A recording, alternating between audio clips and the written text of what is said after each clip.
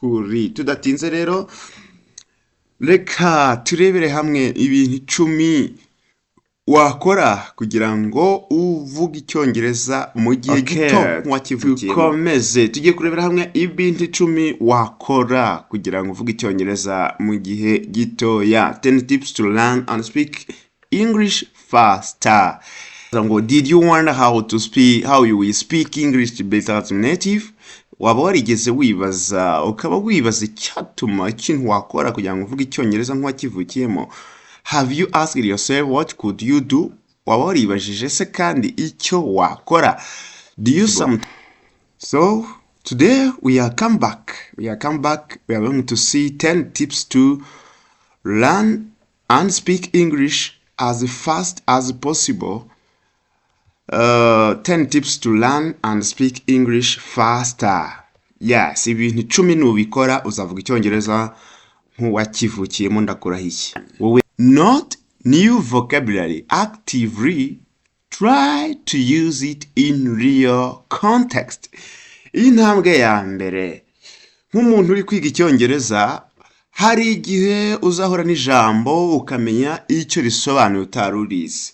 Iryo jambo ryandike. Reba agakayi uryandikemo. Try to find the short notebook. The short notebook to note down the new vocabulary. Uzambwira ikizakurikira. Try to practice all these 10 tips. You will tell me after what will happen.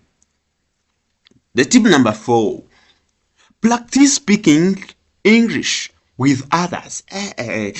This tip is very important because we learn English by just using it. Hello nshuti mukunzi umuyoboro wa Language Booster TV, umuyoboro kwigisha indimi eshatu zirimo Ikinyarwanda, Icyongereza ndetse n'Igiswahili. Ndagushuhuje ndi mwarimu wawe Bunani Eric. Twagarutse muri gahunda yacu yo kwiga Icyongereza. Tugiye kureba ibintu 10 byagufasha kwiga Icyongereza no kukivuga mu gihe gito cyane kitarambiranye. Hello dear viewer and dear Language Booster friend. I welcome you to Language Booster TV. I am your teacher Eric Bunani. Language Booster TV is a YouTube channel which helps you to learn English, Kinyarwanda and Kiswahili as fast as possible.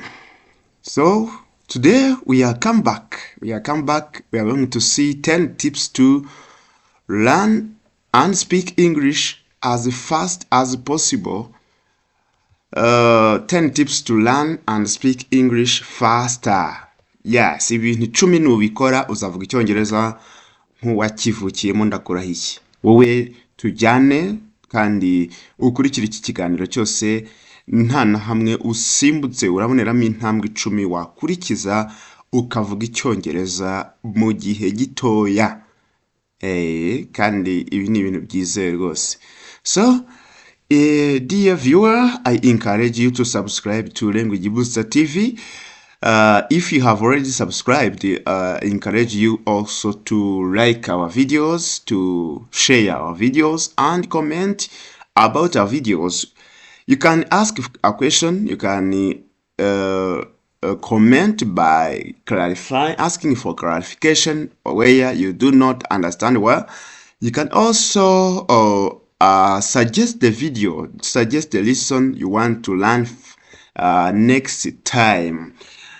I do also encourage you to visit our YouTube by just searching on YouTube Language Booster TV. If you have not subscribed, you subscribe, then you click on the logo of our channel. Logo is there. You will see the logo like that one in the up hand. You will also, if you click on that logo, you will reach where there is written videos, home videos, playlist, shorts. You will continue and click on the post. There at the post you can find many tests. You can test your vocabulary, you can test your language structure. You can learn from there, because after doing each question, whether you did it correctly or in longly, You can get to the explanations about the correct answer. And there you can learn. So niba warakoze subscribe kandi ndanakurarikira no gusura post zacu, urakanda ku kirango cyangwa se ugafoto karanga iyi channel yacu, numara gukandaho urahita ukora subscribe niba utarayikora. Ariko kandi hasi urahabona ahantu handitse home, handitse videos, shorts, playlist. Urakomeza hirya ukande ahanditse post. Numara kugera kuri post urabona ibibazo bitandukanye, uragenda ubikora kandi unihugura, kuko hasi y'ikibazo ahera hari ibisobanuro by'igisubizo cy'ukuri n'impamvu ari cyo cy'ukuri. Tudatinze rero, reka turebere hamwe ibintu 10 wakora kugira ngo uvuge icyongereza mu gihe gito nk'uwakivukiyemo. Dukomeje hano, turabaza ngo did you wonder how you will speak English better as native? Waba warigeze wibaza icyatuma ikintu wakora kugira ngo uvuge icyongereza nk'uwakivukiyemo? Have you asked yourself what could you do? Waba waribajije se kandi icyo wakora? Do you sometimes worry when you speak English and find yourself making mistakes? Ese mama ujya uhangayikishwa no kuvuga icyongereza ukisanga wakoze amakosa? In this video we are going to see 10 tips you should go through to attain English fluency faster. Muri ino video tugiye kurebera hamwe ibintu 10 wakora ukaba nawe intyoza mu cyongereza kandi bidatinze mu gihe gito. Watch the video until the end. Reba video kugeza isoreza. Subscribe, kora subscribe, like, ukunde, share, kandi usangize. Tanga igitekerezo and comment to this video. You can also watch other videos. Visit Language Booster TV nkuko nabikubwiye, usura iyi channel yacu ya Language Booster TV, urakanda ku kafoto karanga iyi channel, nurangiza ukande ahanditse post, ubundi ukore ibizamini biri kuri iyi channel. You will learn more from there. Uzigirayo byinshi ndakurahiye. Okay, tukomeze tugiye kurebera hamwe ibintu 10 wakora kugira ngo uvuge icyongereza mu gihe gitoya. 10 tips to learn and speak English faster. Yes, are you interested in this lesson? Iri somo uriteguye kuryumva? Tujane. The tip number 1, note new vocabulary actively.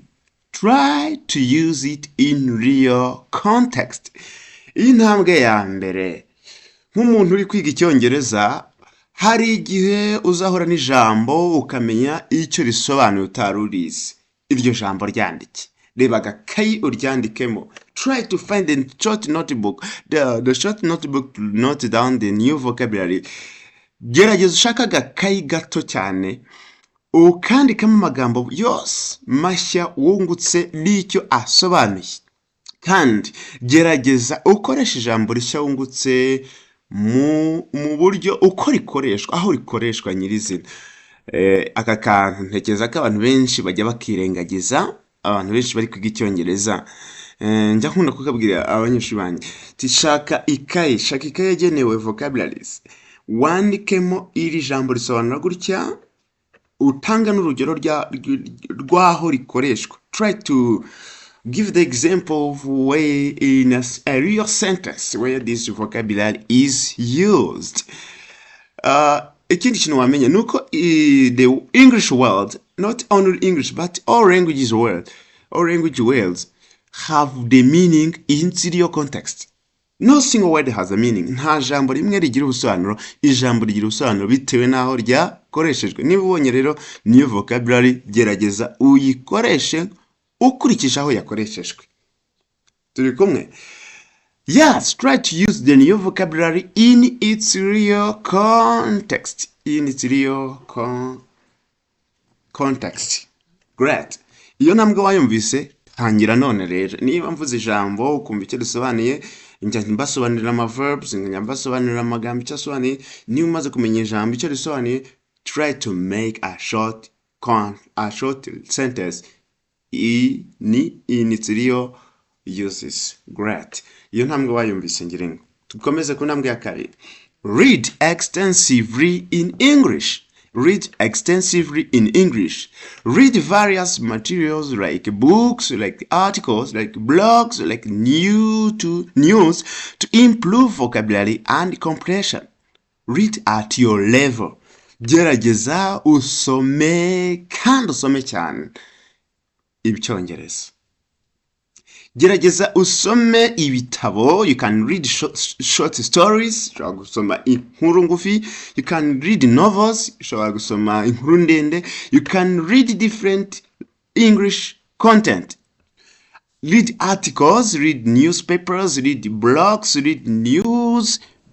Ushobora gusoma ibinyamakuru, ushobora gusoma inyandiko zivuga ku bintu bitandukanye, ushobora gusoma kandi amakuru. Ushobora gusoma amakuru, ibyo bizagufasha kunguka ya magambo mashya nakubwiye haruguru, ariko kandi no kugerageza kumva ibyo usomye mu Cyongereza. Kandi aka kantu nako sinasoza ntakavuze. Read at your level. If you find the complex and long text, you will be discouraged. If you are a beginner and you find the long and complex text, you will be discouraged. Gerageza ushakishe ibyo usoma ariko biri ku rwego rwawe. Niba uri umutangizi, shaka udutabo tugufiya duto cyane. Ushobora no gutangira kuri twa tundi duherekejwe n'amafoto, ukajya ubona icyabaye mu ifoto, ugasoma interuro ukamenya icyabaye. Uko ugenda uzamuka ushaka text zihwanye n'uko umeze, ziri ku rwego rwawe. Try to find the text which are at your level. Great. Have you understood the second tip? Ese iyi ntambwe ya kabiri wayumvise? Gerageza utangire none. Soma uzungukiramo byinshi. Intambwe ya gatatu rero.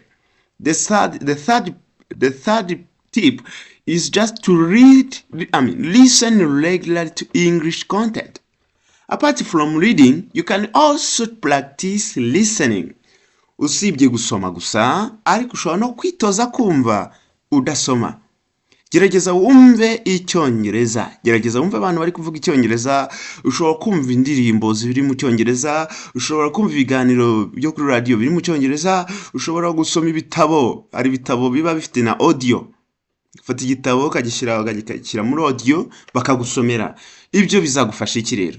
Usibye kandi nishobora no kumva n'amakuru ari gutambutswa kuri radio cyangwa kuri televiziyo.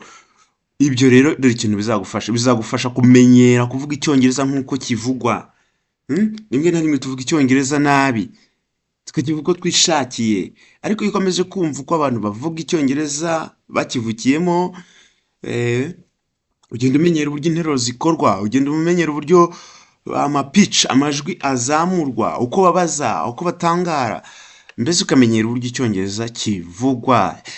When you practice listening to songs, podcasts, audiobooks, and news broadcasts, you can get used to natural speech patterns.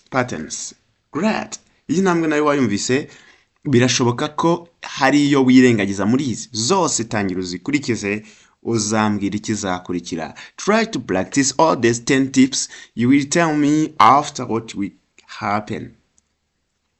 The tip number 4. Practice speaking English with others. This tip is very important because we learn English by just using it. You cannot learn English in books, just in writing notebooks. This is what I always tell my students. Don't write only. Try to speak. Try to apply the language skills you have got. Niba wigishijwe ngo iki gikoreshwa gutya, niba wize Icyongereza ukamenyera ijambo ngo rikora ritya, try to communicate. Try to speak English. Try to find someone and try to speak in English. What will this helps you? Find the opportunity to speak English regularly with native speakers, language exchange partners, or you can talk to yourself. Try to imagine, if I am in this context, how can I speak? If I want to ask permission, how can I speak? If I want to ask the location or something somewhere, how can I speak? Try to think in English, try to speak in English, whatever you think. Gerageza witoze kuvuga icyongereza, shaka uwo mukivugana. Si ibyo gusa, ushobora no kukivugana, ushobora no kwibwira ati ngiye gukora ikiganiro muri njyewe, mpuye na kanaka, mpuye n'umugenzi, mpuye n'umuntu duhuye bwa mbere, tugiye kuganira, ukabitekereza in your brain, mu mutwe wawe ukabyibwira, ukagerageza kwiganiriza niba udafite uwo muganira. The problem Rwandans have is that most of us speak in Kinyarwanda in all parts of the country. That is a barrier to learn English, English fluency. Niyo mpamvu icyongereza ku banyarwanda kukiga bitugora, nuko twese twumvikana, aho tugiye hose turumvikana, ariko this cannot be barrier. Ntabwo cyakagombye kuba imbogamizi. Try to find someone to speak to, or try to speak to yourself. Talk to yourself. Iki kintu nugikora nshuti yanjye uzamenya icyongereza. This tip is very important. Iyi ntambwe ni intambwe ikomeye cyane kandi ugomba kwitoza gukora uhereye none. Speak. Don't wait until you attain fluency. Witegereza kuzamenya icyongereza ku rwego runaka ukaba ari gutangira kukivuga. Start today. So the tip number 5, it is immersion. Surround yourself with English as much as possible by watching English movies, and TV shows, listening to English music, and changing your phone language into English. Iyi ntambwe nayo ni ingenzi cyane. Gerageza aho uri hose habe hari icyongereza. Izengurutse icyongereza mu buryo bwose bushoboka. Gerageza ibyo wumva ubyumve mu cyongereza.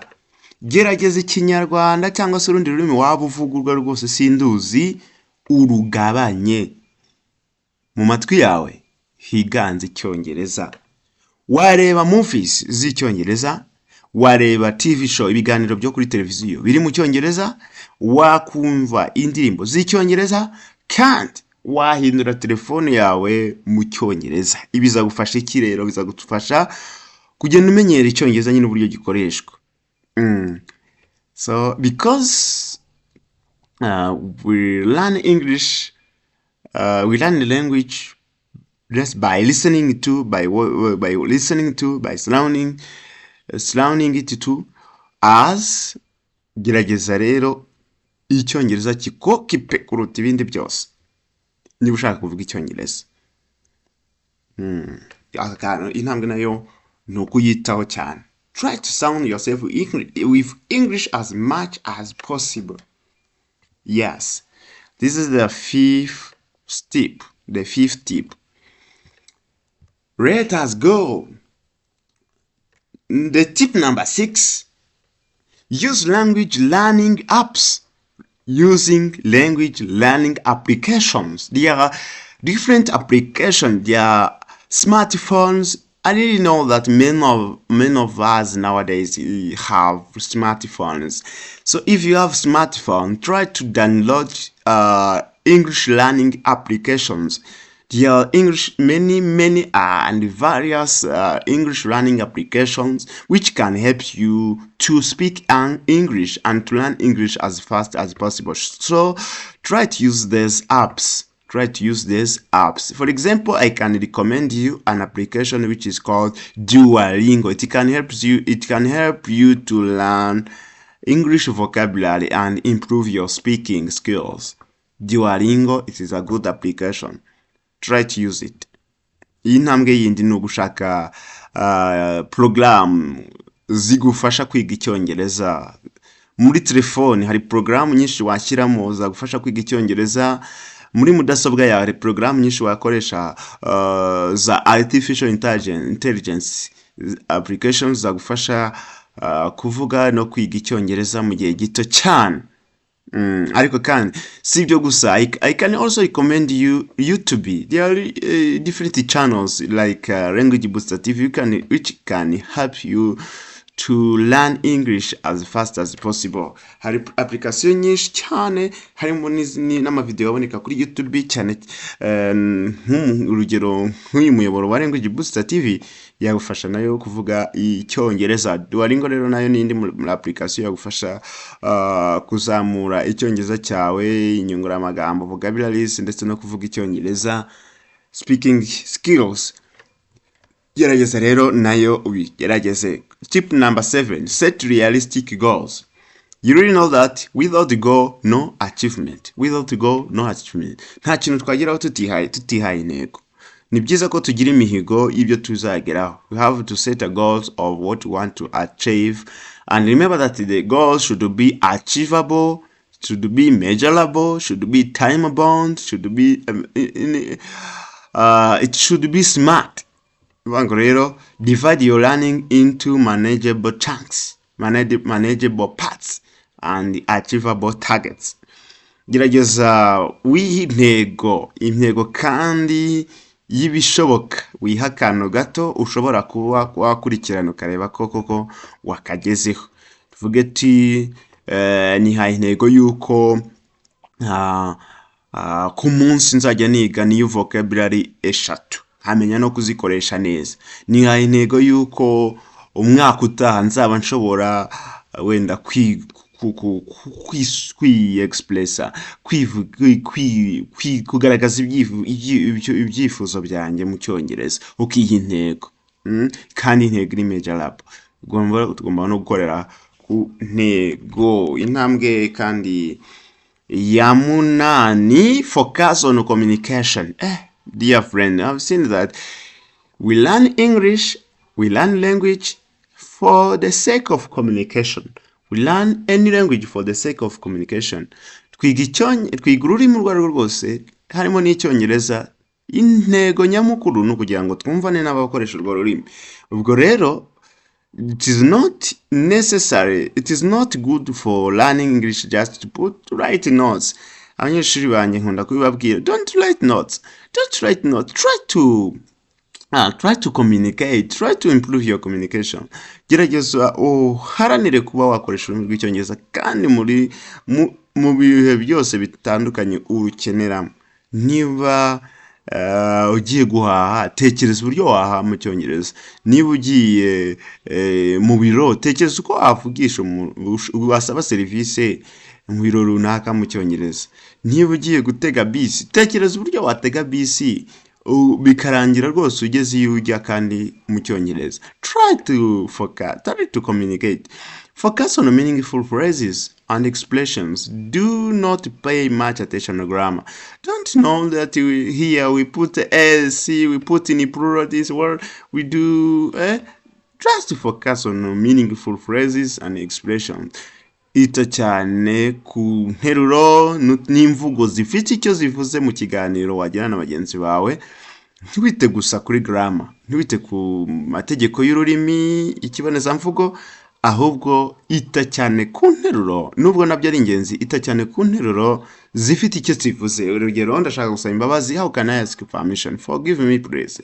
I apologize. Ukamenya ko nuvuga I apologize, urabuvuze iki, urabusabye iki, imbabazi, kandi intego ya communication ikaba igezweho. Don't focus on grammar, rather focus on